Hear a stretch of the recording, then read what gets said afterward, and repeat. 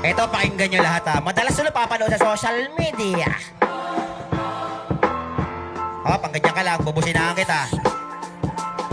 Alam mo, Gar, yan ang madalas mong sambit. Hindi nga ako si Edgar, bakit banggit ka ng banggit?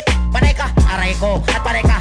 Alam mo ha, gagawa ko kabalo, unsa man imong istorya. Pitok-pitok imong mata, mura man nagkulisap.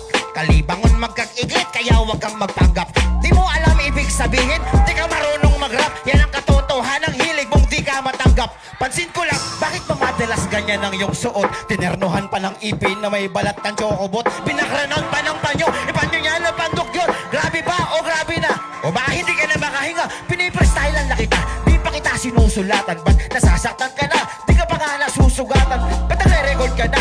Di ko pa nga nalalapatan, ba't nag-iisa ka lang? Di mo kasama yung lahatan? Ay, bakit ganyan sa'yo sila? Bakit sa'yo sila ganyan? Ay, putang ina ka, hindi.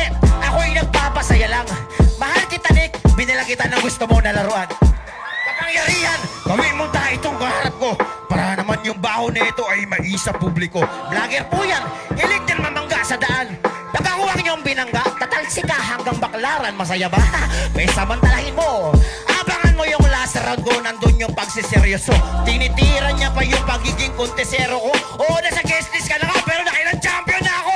Tangina ka, ganyan kita kamahal, tatantarin kita ng mura. Sige, ikaw na pogi, kahit wala ka namang itsura. Ay, teka, may bita pala. Pagod na ako, boss. Kasalanan mo talaga to, boss.